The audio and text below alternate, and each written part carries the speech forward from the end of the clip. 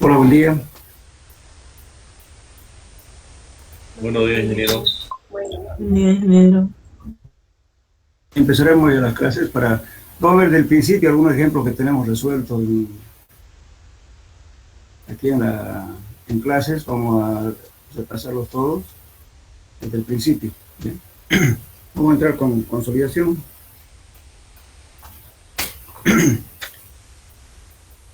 Ya creo que ya tienen sus formularios también, ¿no es cierto?, para que podamos resolver problemas.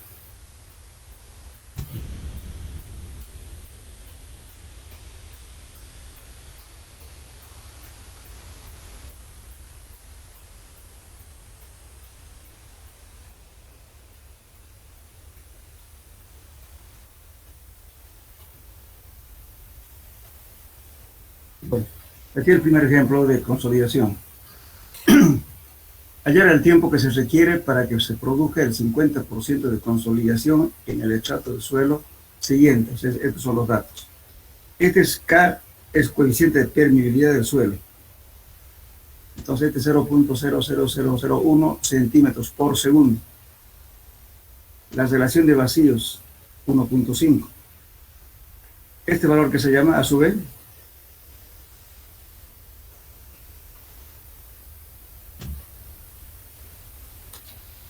¿qué se llama esto? A su vez, Es una constante. perdón, Una constante que varía de 0.2 a 0.8. coeficiente, ¿qué se llama ese coeficiente? De Compresibilidad. exactamente. Es igual a relación de vacíos inicial menos relación de vacío final sobre presión final menos presión inicial, ¿verdad? Eso. Y entonces tenemos ese dato. Eso justamente es el dato que tenemos del ensayo de consolidación. Estamos haciendo variables de relación de vacíos en función de las presiones que se está aplicando. Bien, aquí tenemos el peso específico del suelo, vamos a adoptar igual a 1 gramo por centímetro cúbico. El espesor del estrato es 900 centímetros, con superficies permeables arriba y abajo.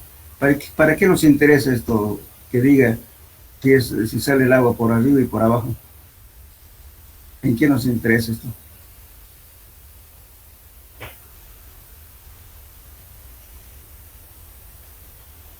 ¿Recuerdan o no se acuerdan?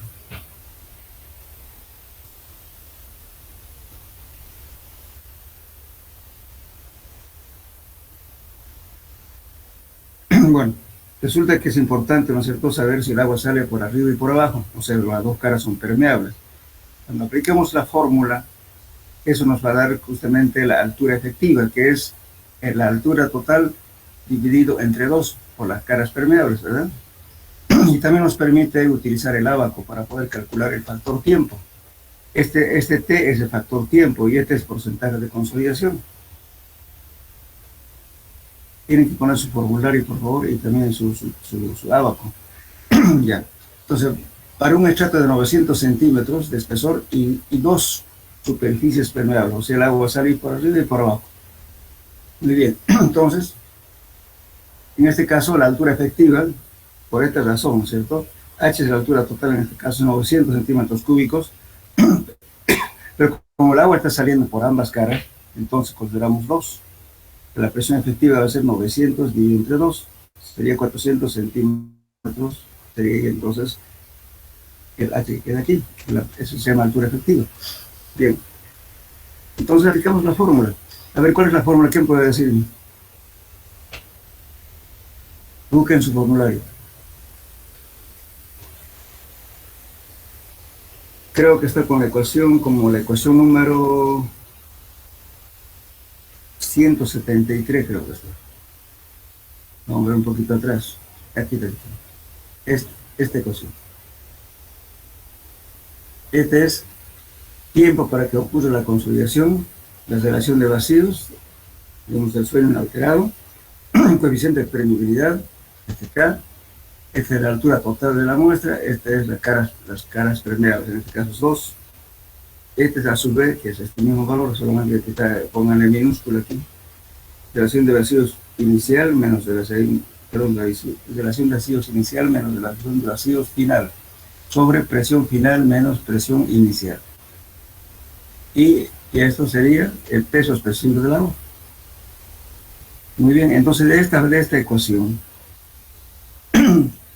despejamos este tema, porque es la pregunta que nos está haciendo el problema.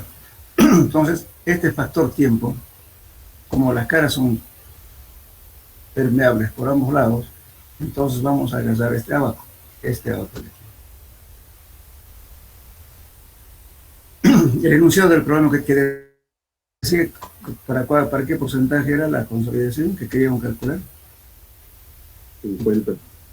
Hallar el tiempo que se requiere para que se produzca el 50% de consolidación.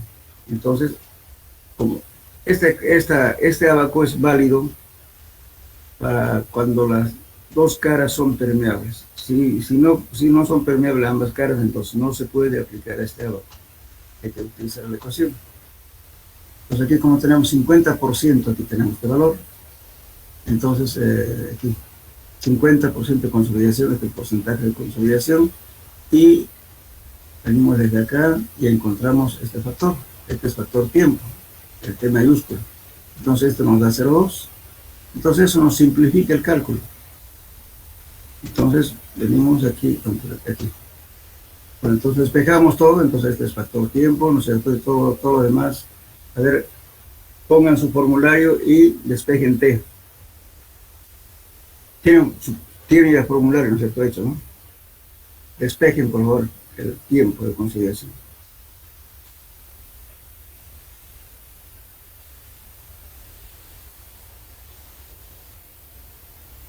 ¿Ya está?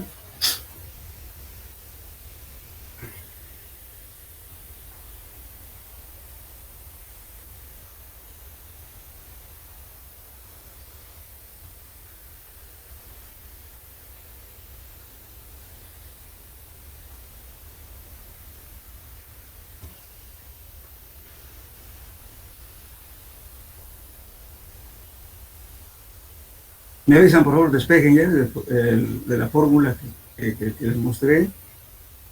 Despejen tiempo.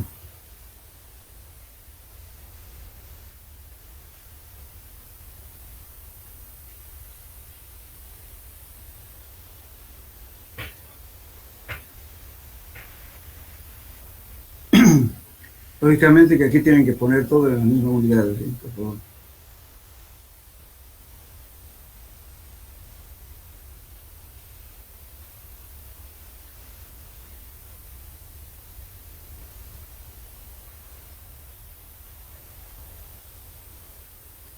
A ver, lo verifican, reemplacen en la fórmula que ustedes les dan, pongan los datos a ver si nos da el mismo resultado.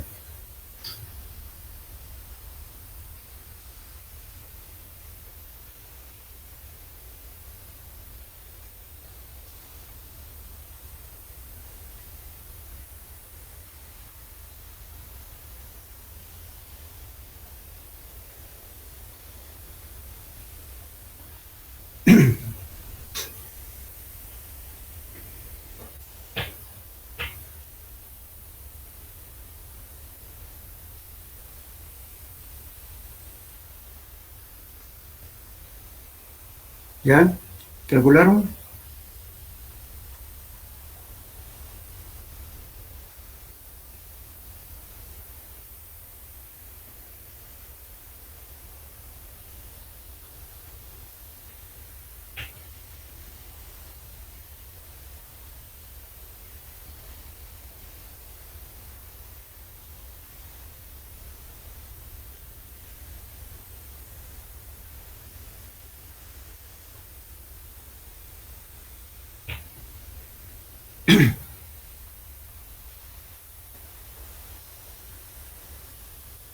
Participen, por favor, porque si no sería copiar nomás directamente. Y quiero que calculen y sepan dónde salió este resultado.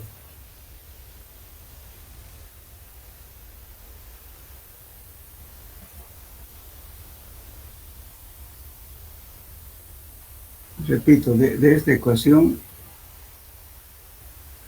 de esta, despejen tiempo y ponen todos los datos que tenemos en el problema.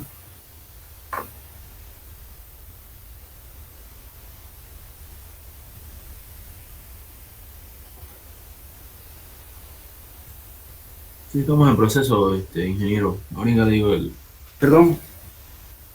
estamos en proceso, le digo. Ahorita le Ahí, digo. cuando termine me avisan, por favor, ¿ya? Verifíquenlo.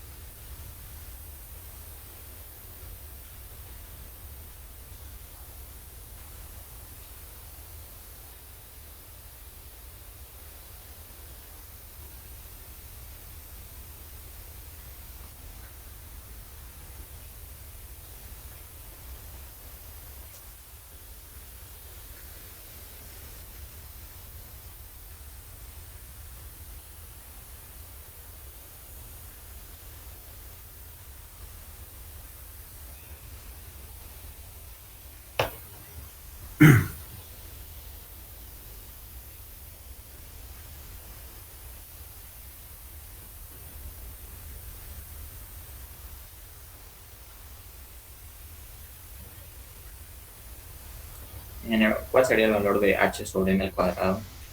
Perdón. El valor de h sobre n al cuadrado, ¿cuál sería la fórmula que nos mostró? Pero H sería en este caso 900 dividido entre 2, porque las dos caras son permeables.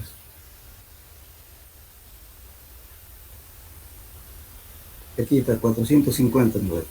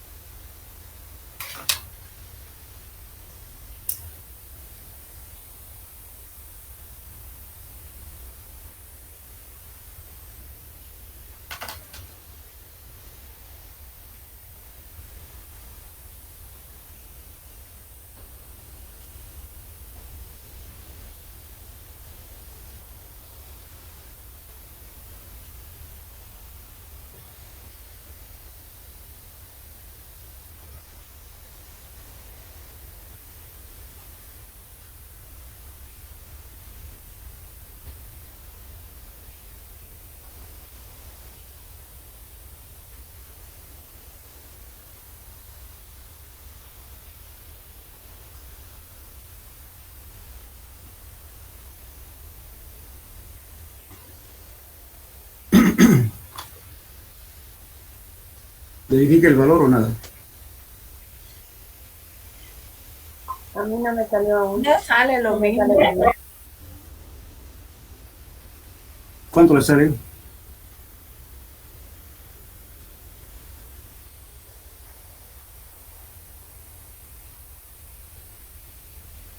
en el valor de h sobre n al cuadrado.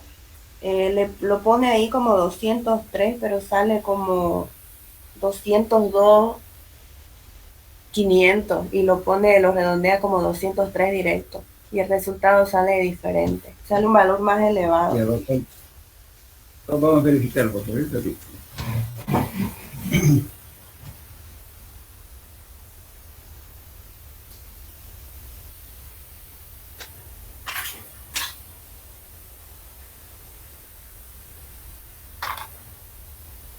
Esto sería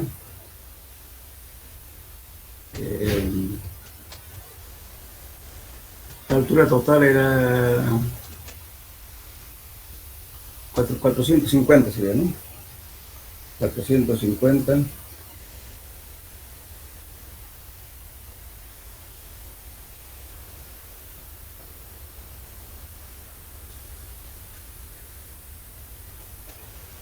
Eso le da 402.5, ¿no? Perdón, 202.5 le da, ¿eso es? Sí, eso, ingeniero. Consístenlo, por favor. Pues, entonces pongaré T va a ser igual a 405, perdón, 202.5 por 0,2, eso está bien.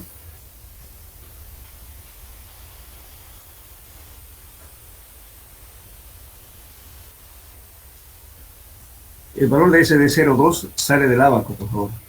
Fíjense.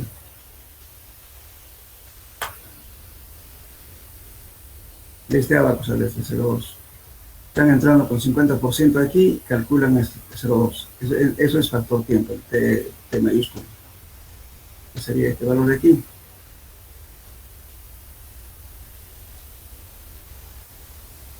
Luego vendría el A sub B. Conviertan, ahora pongan estas unidades de aquí, les va a dar 3. Por el peso expresivo del agua es 1.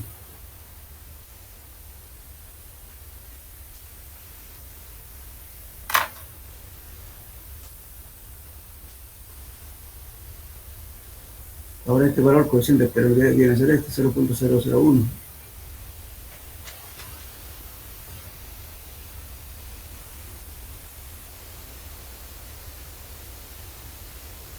Por 1 más la relación de vacíos. 1 más 1.5 le da 2.5. Hagan esta operación. ¿Cuánto le da, por favor?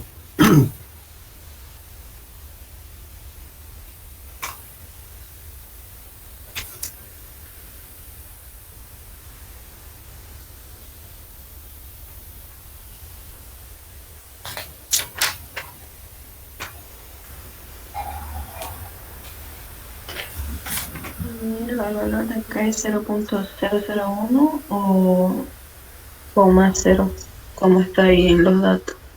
En el ejemplo, en el dato son 0,00000001.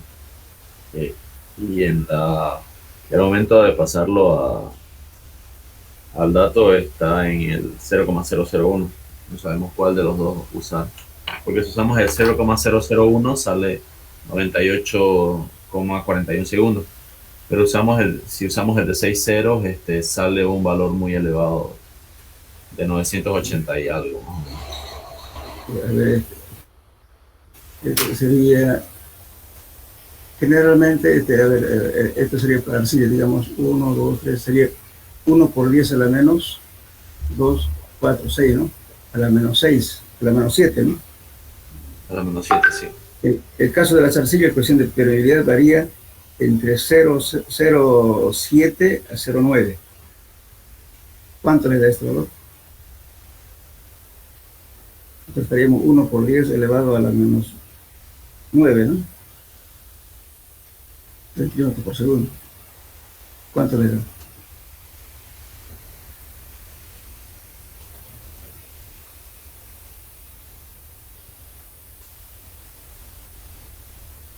En las arcillas empieza, digamos, con 1 por 10 a la menos.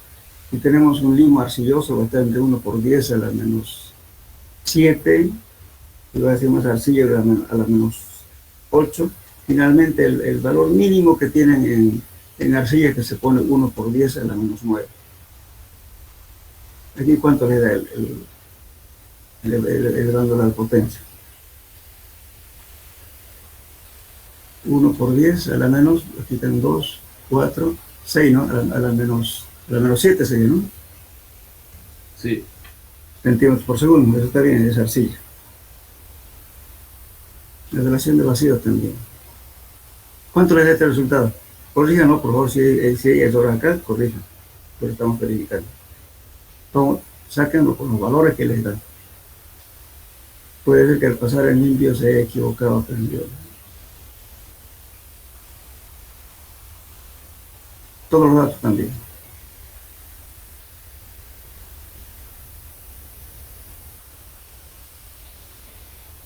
¿Cuánto les da? Lógicamente, fíjense, les va a dar, este resultado les va a dar por segundo, ¿cierto? Y si lo convierte hay que ponerle unidad, aquí está en días.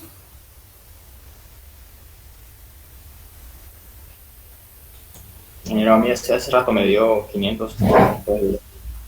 ¿Cuánto le dio? 563 días cuando despejé Ya, T. 500. Entonces, No, entonces pero aquí, esto es con el dato que no está corregido. Con el claro, dato ya corregido con datos, sería, digamos, de este espesor, ¿verdad? Les va a dar sí, con el dato que, que 500, nos dio. ¿cuánto me dio? 556 días, ¿no? ¿Cuánto le dio el resultado? 500, 563, pero sin corregir el dato que dijo. 556 días. 563. Ya, 573 días. ¿Y alguno más lo verificó? Con el dato corregido, ingeniero, sale 984.150 días. No, es un equivoco, no puede ser tan alto. Pero, Es un error. Fíjese las unidades, conviértanlo todos, póngale Debe estar en segundos. como quieran. Uniformen las unidades y vean, hay una equivocación en alguna unidad. Aquí de entrada está mal esto, según la señorita que me dijo. Se nos da 450 al cuadrado, nos da otro valor, no nos da 203. Nos va a dar aquí a ver, que serían 450. Nos da 202, 202.500. Ahí estamos calculando 203.000.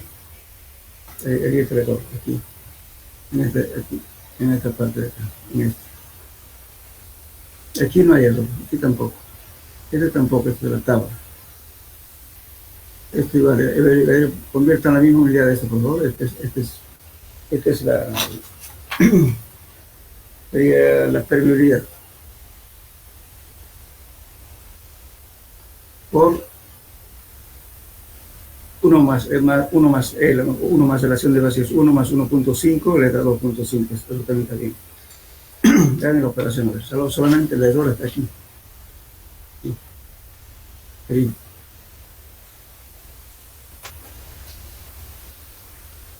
Debe dar 573 días, supongo.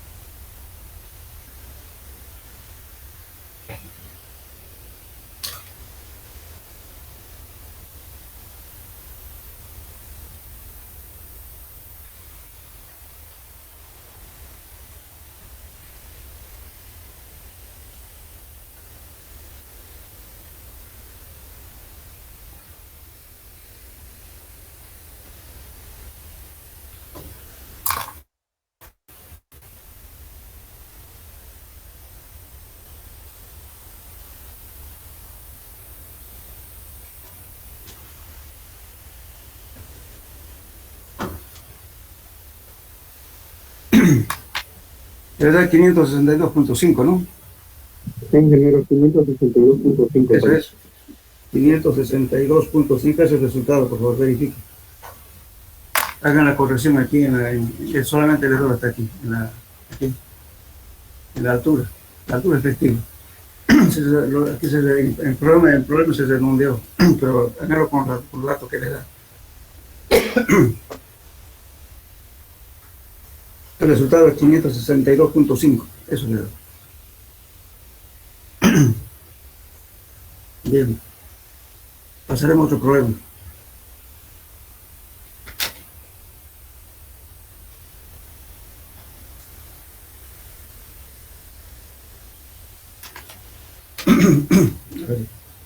Además tenemos otro problema.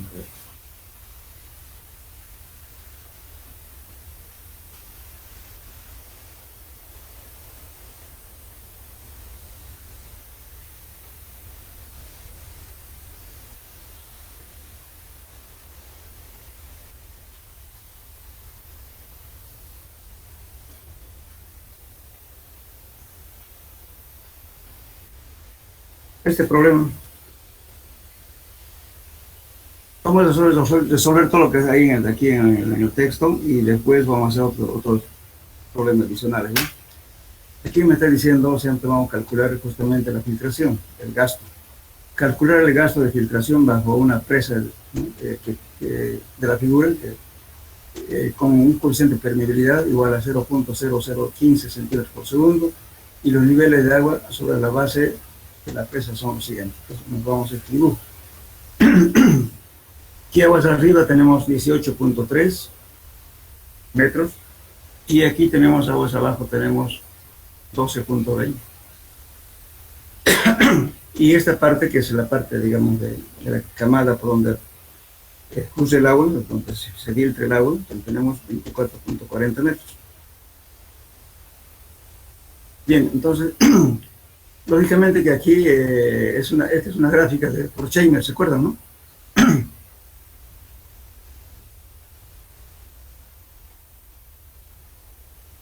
A ver, ¿quién me puede dar la fórmula de Horkheimer para calcular la filtración, para el gasto Q? La Q por la... A ver. O sea, el gasto, ¿qué quiere decir? Que atraviesa el agua, ¿no es cierto? Porque estamos haciendo una red de flujo. Estamos diciendo que este es un método gráfico donde todos, ¿no es cierto? Vamos a tratar de que todos sean cuadrados, ¿verdad? Que estas sean ortogonales, estas líneas. Estas son las líneas de flujo y estas son las líneas equipotenciales, ¿verdad? El conjunto de ellas forman la red de flujo. Entonces, el camino, de acuerdo a la teoría, decimos que la partícula de agua siempre trata de recorrer el camino más corto posible, de ir de un punto a otro punto, a otro punto. Tomando en cuenta eso, entonces Horkheimer hizo una fórmula en ecuaciones, ¿no es cierto?, donde en realidad llegamos a esto, fíjense. Este es este es el gasto Q. El gasto quiere decir una cantidad de agua que atraviesa, ¿no es cierto?, por una sección cuadrada que nosotros hemos formado, ¿verdad? Es delta Q sobre N. Todo esto viene de eso, fíjense. No sé si se acuerdan ustedes cuando vimos esto. Estas son líneas equipotenciales, ¿no es cierto? Estas son las canales de flujo. Aquí estas son líneas de flujo. Estas son las líneas equipotenciales. Entonces, esta es la caída equipotencial. Tomando en cuenta esta gráfica, Horkheimer justamente hace esta ecuación. Fíjense, veanlo, van a leer bien, por favor, esto cómo se ha conformado. Y esto justamente es una gráfica donde tratamos, como es un método gráfico, tenemos que tratar de que esto sea un cuadrado. De tal modo que el ancho B sea igual que la altura A. Entonces, en ese caso, esto se anula. A sobre B se va a anular y por tanto nos da 1. Entonces, haciendo la demostración de las ecuaciones, vamos a llegar finalmente a esta ecuación. Entonces, reemplazando valores, este valor de K, que es un delta Q, viene a ser igual a esto. Entonces ponemos B sobre A, dividido entre el número de líneas de flujo, entre el número de líneas equipotenciales, y este es B sobre A, es el cuadrado, es el canal de flujo. Pero esto al final dibujamos para que esto se convierta en 1. Entonces la ecuación final nos queda así. K es coeficiente de permeabilidad, este delta H es la diferencia, o sea, la pérdida de carga de un punto a otro punto, y este NF es el número de líneas de flujo que sale del dibujo, y este de líneas equipotenciales. Entonces, cuando se hace un método gráfico, lógicamente a veces hay que sumar, porque no le va a dar exactamente un cuadrado. Entonces, a veces se compensa un pedacito con otro pedacito, decimos, qué sé yo, la mitad o 3/4, o entre 4 pedacitos sean 1. Es un método gráfico. Por eso este método no es un método que le dé exactamente la variación, digamos, ¿no es cierto? Si hacen cada persona, va a variar, no, nunca va a ser igual el mismo resultado. Va a depender de la escala que empleen, el dibujo que se haga, todo lo demás, el ajuste que hay que hacer también. Justamente aquí están los pasos para seguir la red de flujo. Es insertar, hacer la escala del dibujo que muestra la masa del suelo, límites permeables por donde atraviesa el agua, dibujar 2 o 4 líneas de flujo, ¿no? Con un ángulo recto, estoy hablando de la red de flujo que forman con la línea equipotenciales y la línea de flujo que forman un cuadrado, de la entrada y salida del agua. Aquí me entero. Entonces, todo eso conforma justamente la red de flujo. Entonces, aquí la pregunta del problema que estamos queriendo hacer dice calcular el gasto de filtración bajo la presa de la figura tanto, ¿no es cierto?, con un coeficiente de permeabilidad que K igual a 0,015 centímetros por segundo, y los niveles de agua sobre la base de la presa que son de todo de acá. Entonces, aquí, lógicamente, hay que dibujar esto, aquí de entrada vamos a tener errores, ¿no es cierto?, porque no se está dibujando a escala. Entonces hay que dibujar a escala de tal modo que esto sea, que intersecten ángulos rectos y que sumen. Aquí en este caso el problema, es un problema de un libro. Entonces pone la línea de flujo que son 3. Entonces seguramente, aquí tiene 1, 2 y 1 está imaginando que pase por aquí, serían 3. Y las líneas, ahora las líneas equipotenciales son 9.5, serían estas verticales que vienen aquí. Todo depende de la escala. Aquí, por favor, no va a coincidir este dibujo con el que está acá, por favor. Simplemente le estoy indicando cómo se van a hacer ustedes a escala esto. ¿Bien? Entonces aquí en este caso me está diciendo que viene de 9.5. Y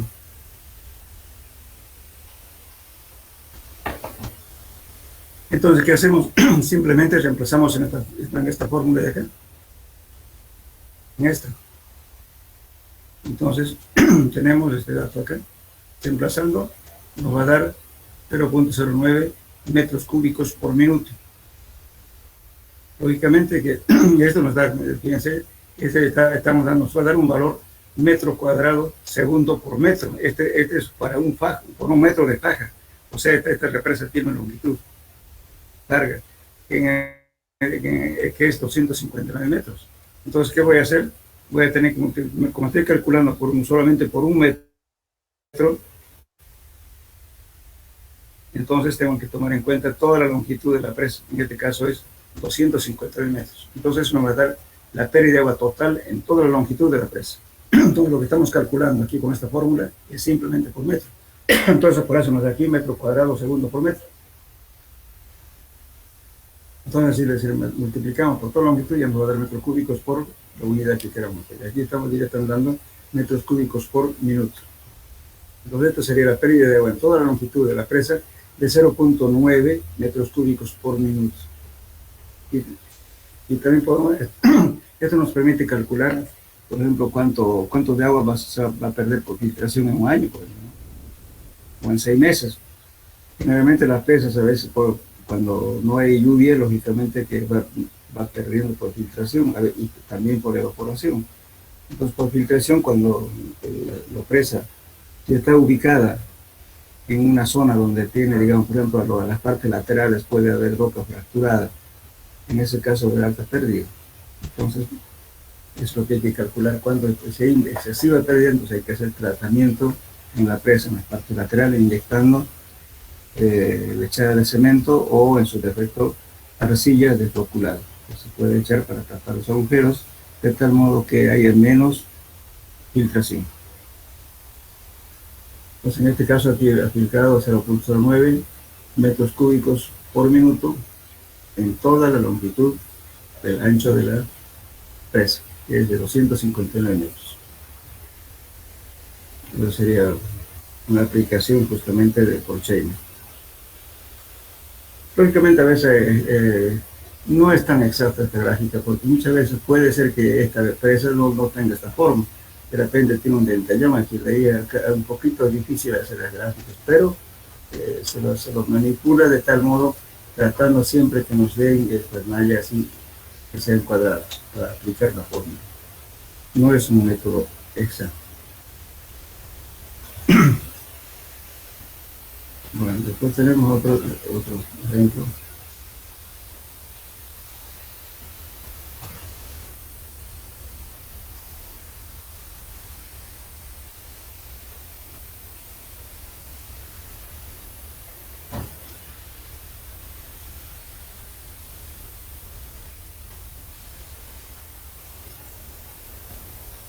Bueno, un ejemplo de corte, ¿no es cierto? Que hemos dicho que dado por la altura, menos, o sea, es debido al suelo, que tengamos saturado el peso específico del suelo, y que haya agua, entonces se pone saturado por la altura Z que uno calcula, menos la presión neutra. La presión neutra que viene a ser el peso específico del agua multiplicado por la altura. Es el peso, la presión efectiva, es la presión efectiva sería esta, ¿no es cierto? Entonces, esto es siempre y cuando haya presencia de agua. Si no hay agua, entonces no directamente sería el gamma del suelo multiplicado por H por tangente de phi. Ahora, si tenemos cohesión, va a ser más la cohesión. En este caso no estamos tomando ese valor. Entonces dice en este ejemplo, por ejemplo, se tiene un suelo con las siguientes características que se indican en la figura y analizar el esfuerzo cortante. Entonces tenemos un suelo que viene aquí, justamente el nivel de agua está aquí arriba. Esta es una camada de arena y a ambos lados tenemos arcilla. Entonces, ahora dice, se tiene un suelo con las siguientes características que se indican en la figura, analizar el esfuerzo cortante. Entonces, en este caso, ¿qué hacemos? Vamos a calcular primeramente el esfuerzo hidrostático en la raya del balón. Si no, entonces, ¿qué hacemos? Calculamos primeramente la presión total, va a ser 6 por la altura. Este valor de 6, fíjense, aquí tenemos esto, 6 metros de altura. Levantamos aquí, no se muere muy bien.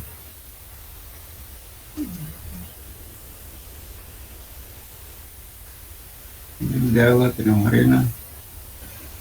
Y esto es la altura, lo estamos calculando aquí, a 6 metros de aquí.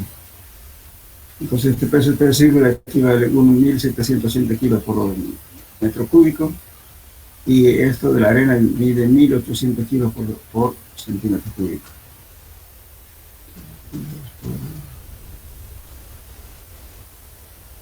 1.705 kilos por, tendría que ser mayor, tendría que ser por metro cúbico, por centímetro sería muy grande. Tiene que ser 1.760 kilos por metro cúbico. Igualmente aquí, este es metro cúbico, por favor.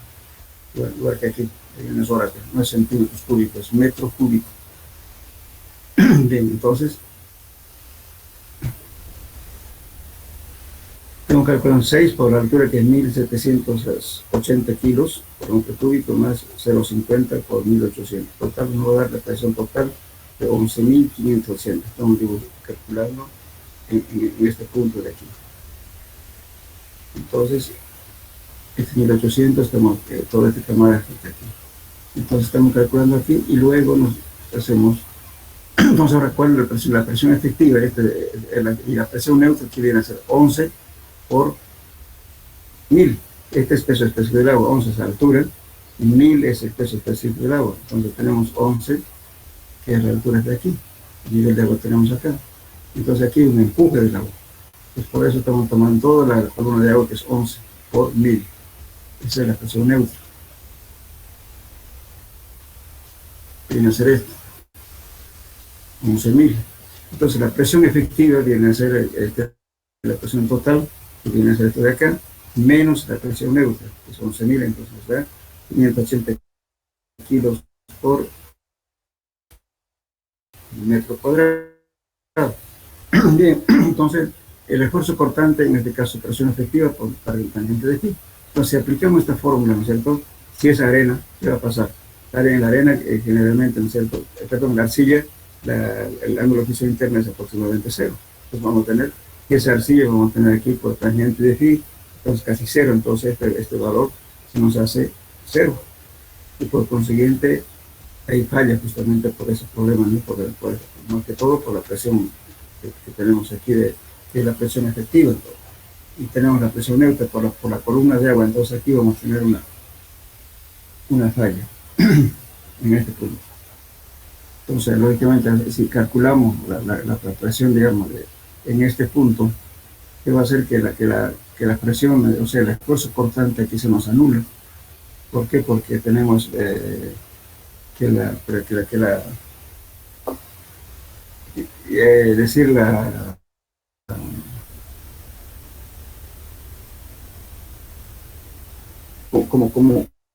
como esa arcilla, entonces, pero normalmente en la práctica nunca cero tampoco, se toma un valor pequeño, por lo menos se toma alrededor de, que sé yo, en las arcillas, el ángulo de fisión interna siempre está entre 5, 10, o tal vez hasta 15, va a depender mucho de la composición, pero teóricamente nos dicen que la arcilla, el ángulo de fisión interna es 0.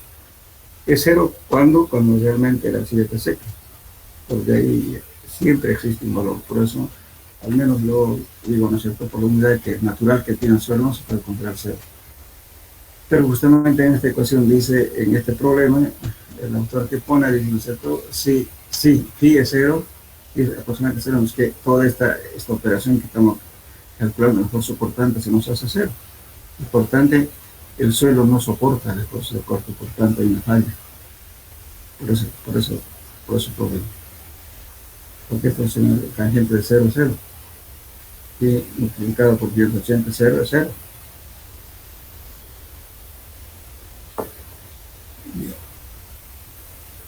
Este es un problema que vamos a hacer de ensayo de compresión confinada. Bueno, cuando se hace el ensayo de compresión confinada, esta es la posición que adopta justamente el espécimen que vamos a calcular. Y esto muestra el suelo. Pero el dibujo no es de escala. Siempre tratamos de que la longitud de este espécimen tiene que ser siempre entre 2.5 veces el diámetro, máximo hasta 3, pero no lo aconsejable es trabajar con 2.5 a 2, el diámetro, la altura del espécimen con respecto al diámetro.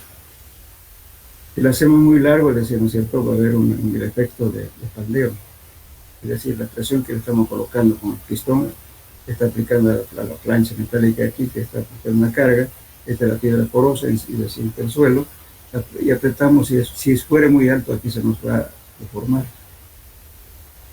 Y también vamos a medir la deformación. No se debe, cuando el ensayo no vale, cuando tenemos una deformación más del 20%, en ese caso no nos sirve, ya el suelo es muy blando, no se puede hacer entonces el ensayo, ya plástico. Entonces, el ensayo de compresión confinada vale cuando el aplastamiento no excede del 20%.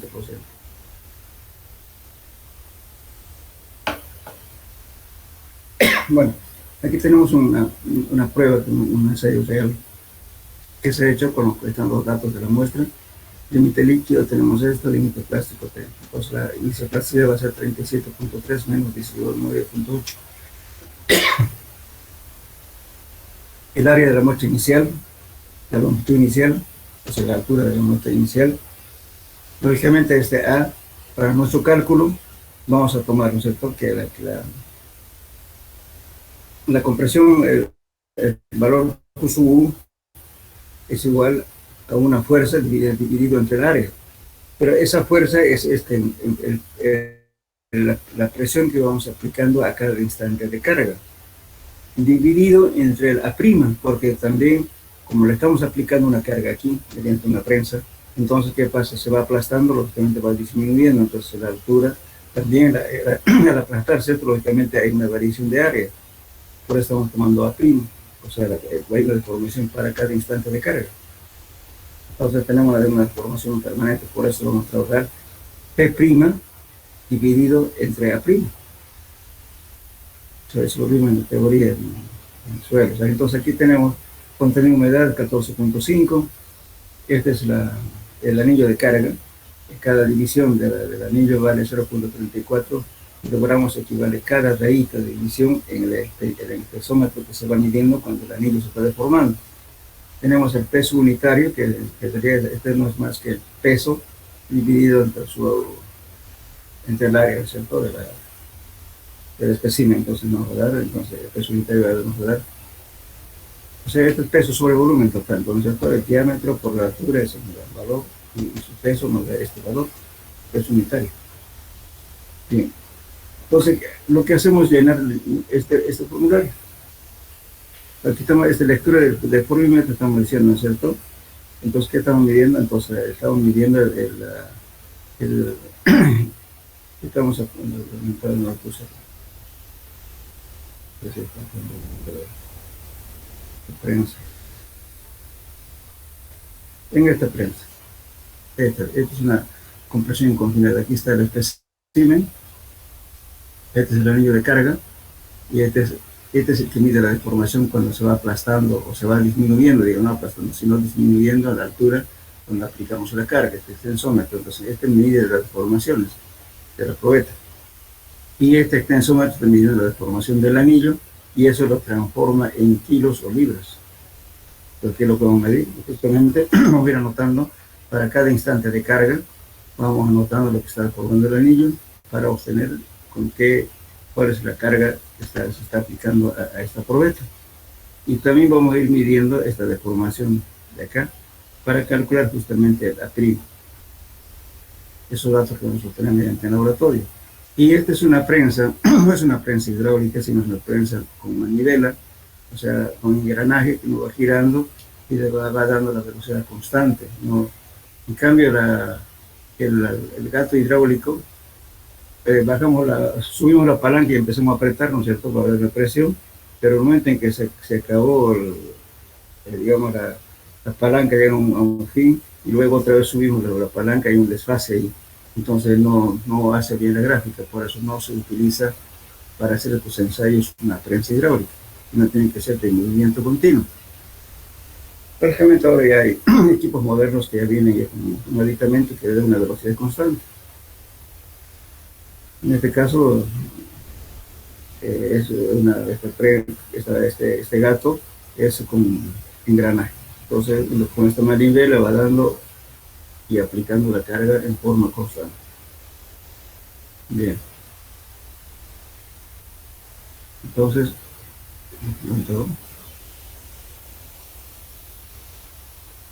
aquí. Entonces, es lo que llenamos, eso, el estudio del polímetro, ¿no?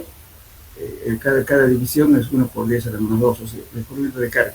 Y las unidades que nos va dando, entonces este valor, vale, ¿no es cierto?, la cantidad de unidades que nos va a ir deformando y multiplicando por una constante y nos va a dar una carga. Entonces, y este grado nos está midiendo la deformación, o sea, el otro tensómetro que nos indiqué, nos está midiendo para cada carga la deformación que se va produciendo. Este es el valor de deformación unitaria, o sea, la delta L con este L sobre L inicial, este nos va a dar la deformación unitaria. Entonces, por esta deformación que estoy midiendo, lo dividimos el L inicial y vamos obteniendo justamente este valor de la deformación unitaria. Y esto es el área para hacer la corrección de área. Entonces tenemos 1 menos E, 1 menos esta deformación de acá, obteniendo justamente estos valores. Eso es para calcular la prima. La prima es justamente, no sé si tengo la fórmula ahora aquí, la prima. Esto. O sea, aquí tenemos P', que es el incremento de carga, y A' es esto. Entonces, A' darle este valor de aquí, A sub 0 sobre 1 menos E, esto. Entonces, que para ir llenando la planilla hacemos eso. Estamos calculando, ¿cierto? Con el área corregida, que es esto, lo dividimos entre la carga total que vamos obteniendo con el anillo y tenemos la carga justamente en cada instante. O sea, esta es la presión que se está aplicando, ¿no es cierto?, a través de estos datos. Esto no es más que la carga aplicada dividido entre el área corregida, que es esta área corregida. Entonces, de ese modo tenemos, ¿no es cierto?, estos valores y tenemos esta gráfica. Esta gráfica generalmente se hace dos ensayos. Cuando hacemos en el laboratorio tenemos que hacer con dos. Ahora, muchas veces ahí, por alguna emergencia o si se trajo la muestra inalterada de campo, a veces no nos alcanza la muestra, pero hacemos solamente uno. En este caso, cuando hacemos estos dos ensayos, sacamos la media, el promedio. La rotura de aquí en este punto, este valor Q sub U y este valor Q sub U. Lo sumamos y lo dividimos entre dos, es el valor justamente de rotura. El promedio de estas dos curvas. Nunca nos va a dar igualito. Siempre nos va a dar un valor un poco más bajo, un poco más arriba. Entonces se saca el promedio. Con ese promedio justamente vamos a calcular, eso va a ser Q sub U, ese es de rotura. Ahora, si queremos tomar un valor admisible, lo dividimos entre el factor de seguridad, eso va a ser admisible. Este es lo último. Q sub U quiere decir carga última, presión última. Entonces, esto también nos permite determinar justamente la cohesión. La cohesión en este caso, la resistencia con presión en continuidad nos dio este valor, con este rompió el suelo. Pero dividimos entre dos, eso es la cohesión. Lógicamente, pues, el ensayo triaxial también nos da, ¿no es cierto?, el valor, nos va a permitir hacer el círculo de Moore y la pendiente de envolventes nos va a dar justamente la ángulo de fricción interna y donde corta el eje, ¿no es cierto?, del refuerzo horizontal, eso nos va a dar el valor de la cohesión. En este caso, podemos tomar la carga última que hemos obtenido mediante este dibujo, mediante este ensayo, perdón, y eso nos va a dar el valor de la cohesión. Algunos toman 0,6 multiplicado por Q sub U, pero es preferible nomás tomar solamente el 50%, que lo dividimos entre dos y tenemos ese valor. Entonces, este es el valor de la cohesión. Entonces, lógicamente siempre, por eso dice, a veces es conveniente siempre realizar dos ensayos, ¿no?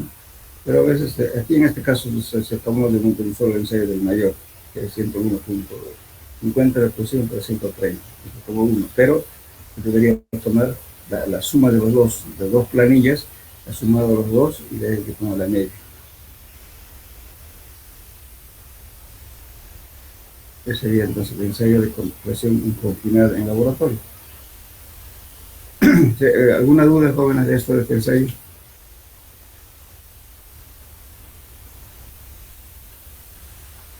Bueno, les voy a también indicar, justamente, muchas veces no se tiene las muestras, digamos, de, no sé, tengo aquí un dibujo,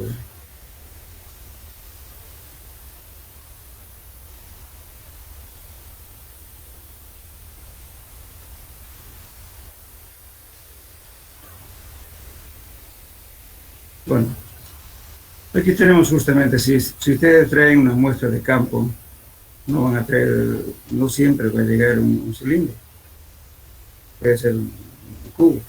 Entonces lo moldean aproximadamente hacia un cilindro, luego este es un pequeño torno, esta base va girando. Tienen el laboratorio este tipo, por si acaso. Esta es una foto del laboratorio.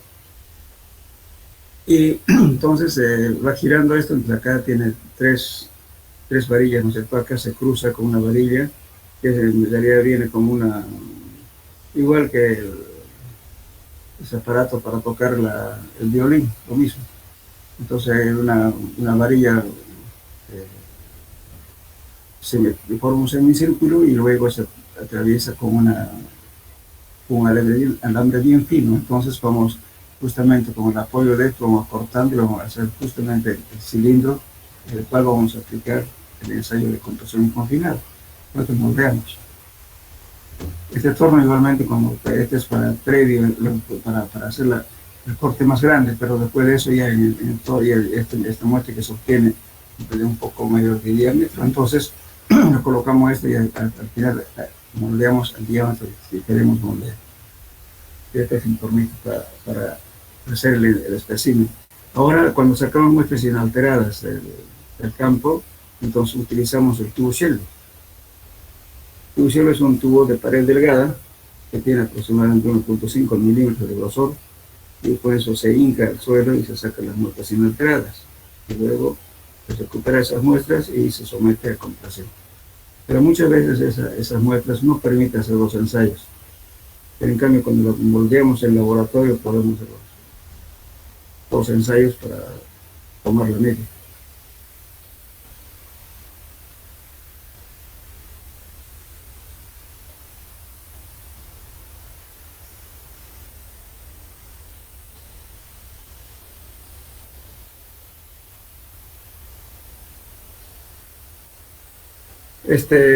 Con el auxiliar están haciendo de la parte de CBR, por favor. ¿O ya han hecho?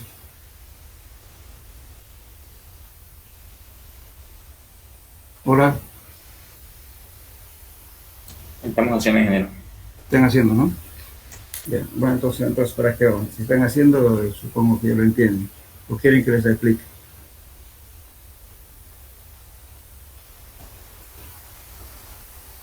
Bueno, vamos a explicar más que todo la construcción de la curva. Para hacer entonces el CBR, ¿qué hacemos? Primeramente, la curva de compactación, ¿verdad? Y vamos a moldear con la humedad óptima, moldeamos los moldes para CBR. Lo primero que se hace, esto para nosotros equivale 100% de compactación. Entonces a veces cuando tomamos el valor de CBR, nos dicen tome 95% de la densidad máxima, entonces tomamos el valor 95 estará por aquí. 700, 95 está por aquí, el equivalente a 95. Entonces, con ese valor calculamos CBR de diseño. Entonces una vez que hagamos esta curva, moldeamos y hacemos vamos a llenar esta planilla, eso lo vamos a ver con el auxiliar. Entonces van a llenar esta planilla y van a construir estas curvas. Esto para el cilindro de 12 golpes, para 25 golpes y para 56 golpes. Como decía, lógicamente que con el auxiliar sería conveniente que hagan la penetración hasta 0,5, por lo que dice la teoría en CBR. Pero lamentablemente se ha hecho costumbre porque el cálculo que tomamos para el diseño tomamos el equivalente a este valor de 0,1. Entonces, ¿qué hacen? Simplemente lo ponen hasta ese valor en un laboratorio. Algunos ponen hasta 0,2, en este caso hasta 0,2. Pero debería hacerse hasta 0,5, hasta acá. Aquí estamos a ver 0,5, hasta aquí debería estar la curva. En muchos casos, cuando estamos haciendo esta penetración hasta 0,5, se produce la ruptura del suelo. Cuando se produce la ruptura del suelo, ¿qué significa? De que hay incrementos de formación, pero ya la carga no sube nada. Entonces quiere decir que en ese momento rompió el suelo. Entonces es conveniente hacer, pero por lo menos como didáctica deberíamos hacer hasta 0,5. Más bien el auxiliar le van a pedir que la penetración haga hasta 0,5, no hasta 0,1, 0,2. Aquí como ejemplo se puso de un trabajo real que se hace en nuestro medio.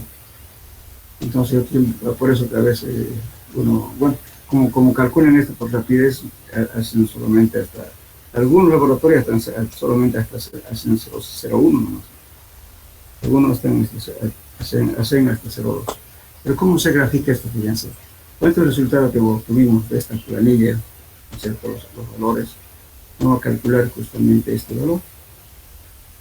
Entonces esta curva, al hacer la penetración, nos va a dar estas curvas para 12 golpes, 25 golpes y 56 voltios.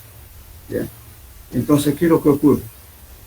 Lo ideal sería que la curva tenga regularidad, que suba bien, así. Pero normalmente hay un desfase siempre hasta llegar a 0,1. Entonces se hacen roturas, mejor dicho, lecturas previas a 0. Anótenlo, por favor, no sé si aquí hay que anotar el 0.025, 0.050, 0.075 y decima 1. Eso nos permite hacer justamente la corrección de la curva. Ahora que estamos usando la computadora ya se olvidaron de hacer esta corrección y esto es muy importante porque a veces hacen una ecuación de tal modo que obedezca a una de estas curvas, pero se están olvidando de la corrección que se hace justamente hasta 0,1. Entonces cuando la curva es regular, entonces se deja ahí nomás, esos son los valores para 0,1, va a ser este valor, digamos. Pero ahora si yo tuviera una curva que sea pronunciada para abajo, pero hablando en términos vulgares, con panza, digamos, ¿sí? Que sea una protuberancia, que no tenga regularidad, como esta curva de aquí, entonces tengo que hacer corrección. Y la corrección entonces agarro, ¿cierto?, la curva que me dio esa irregularidad hasta 0,1, entonces hago trazo una tangente a la parte más pronunciada de la curva hasta que me corto este eje. Este eje de aquí, supongamos que sea este de aquí, el pedacito de aquí. Lo mido. Entonces esta es la corrección que voy a hacer. Entonces, como yo, supongamos que esta curva que te corre, tomemos esta curva. Yo estoy diciendo que 0,1 va a ser este valor de aquí. Pero como tiene corrección, entonces yo tengo que tomar esta corrección de este pedacito de acá. Entonces vengo aquí con ese mismo valor, supongamos que ahí me haya cortado, digamos, a los 3 milímetros, digamos, aquí, o 3 rayitas si quieren. Entonces, al 0,1 le pongo esas 3 rayitas, 1, 2, 3, y prolongo hasta acá, hasta encontrar este punto de aquí, y esa es la corrección. Entonces, este valor corregido es el valor con el cual voy a calcular. Porque si está sin corregir, sería directamente este valor. Pero si corrijo, voy a tener otro valor por acá, que es el valor que voy a adoptar para hacer esta gráfica. Por eso es importante hacer las lecturas previas al 0,1. ¿Ustedes ya hicieron el CBR o todavía no, o están en el proceso? ¿Qué es el CBR? Hola. Estamos en proceso. ¿Cómo? ¿Qué han hecho? ¿Y el Proctor ya han hecho? Hola. Sí, los dos ya hicimos ya. ¿Ya hicieron el CBR completo? Creo que falta, pero ya comenzamos, ya entramos a CBR. Cuando hagan el CBR, hagan la lectura, por favor, de aquí a 0.025, 0.050, 0.075, llegan a 1. Hacen 4 lecturas. Entonces van a trabajar mejor si que háganlo primeramente manual. Después, si quieren, planteen otra ecuación como quieran ustedes, para ver justamente esta irregularidad en las curvas. Nunca les va a dar recto una curva bien uniforme, siempre les va a dar con una panza aquí. Ahí entonces, si da eso, una curva con panzón acá, entonces trazan una tangente y cortan este eje. Aquí tienen un valor delta. Ese delta de acá lo ponen aquí y ese es el valor corregido y lo suspenden hasta acá, hasta encontrar la curva que están corrigiendo. Ese es el valor corregido. Ese es el valor que van a tomar para su cálculo. ¿Entendieron?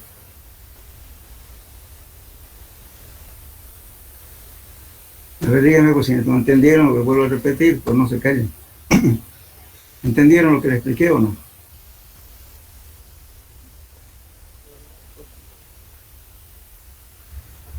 Sí, ingeniero, parece que todos entendieron. Esa es la corrección que van a hacer, por favor, ¿ya? Siempre la corrección. Ahora, esta curva, lo mismo, ¿no es cierto? Esta recta. Entonces, con ese valor corregido, van a calcular esto. Porque fíjense, aquí estamos calculando, aquí van a graficar, aquí no se nota. Aquí grafican la curva de compactación. lo que han hecho. Entonces, el CBR correspondiente al 100% va a ser este valor, al 95% de la curva va a ser este valor. Entonces, como tienen 3 puntos, ¿no es cierto? Uno para 25 golpes, para 12 golpes, para 25 golpes, para 56 golpes, 3 puntos y van a alcanzar esta recta. Rara vez da una recta, siempre da una curva casi, más bien con una curva cóncava, ¿no? Nunca, rara vez va a dar una recta. Entonces hacen esta gráfica que se ve, que aquí grafican la curva de compactación, y con eso toman el equivalente, el CBR al 100%, el otro al 95%. Bajan aquí y tienen el CBR de diseño. Entonces estos 3 puntos de aquí justamente hemos tenido el CBR para 0,1 de penetración, con 0,1 de pulgadas. Por eso tienen 3 puntos, por eso grafican esto. Por eso siempre va a haber un desfase aquí, hay que tener mucho cuidado eso al graficar, porque cuando el CBR ya que... Por eso a veces algunos autores recomiendan de que el molde que van a hacer la curva de compactación sea el mismo molde desde el CBR. Pero en la práctica no hacemos eso. Utilizamos nomás el molde del Proctor de 6 pulgadas de diámetro, porque el molde de CBR es un poquito más alto. Pero en ese caso hay que usar justamente el disco, el espaciador. Entonces, en ese caso sí le va a coincidir que la densidad máxima va a ser con 100% de CBR. Siempre si no va a haber un poquito de espacio. Ahí en la gráfica. Bien. Con eso entonces hacen el CBR. Pues el CBR diseño va a ser el correspondiente al 100% de la densidad máxima va a ser esto. Al 95% va a ser esto. ¿Cuánto CBR? Entonces es el CBR que va a indicar, calcule con este CBR. Por eso acá está diciendo, fíjense, el CBR al 100% da 14.5, al 95% le da 11.8. Entonces este es el valor que va a recomendar.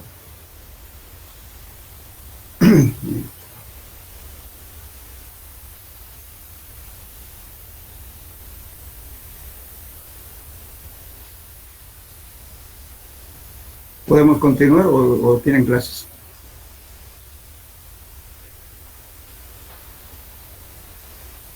Hola. No, clase. Ya entonces dejaremos aquí, entonces la próxima clase vamos a terminar lo que está, problemas resueltos en toda la teoría que hemos visto, y después vamos a hacer ya otros problemas adicionales. ¿Ya? Nos vemos el día miércoles. Hasta luego. Hasta luego.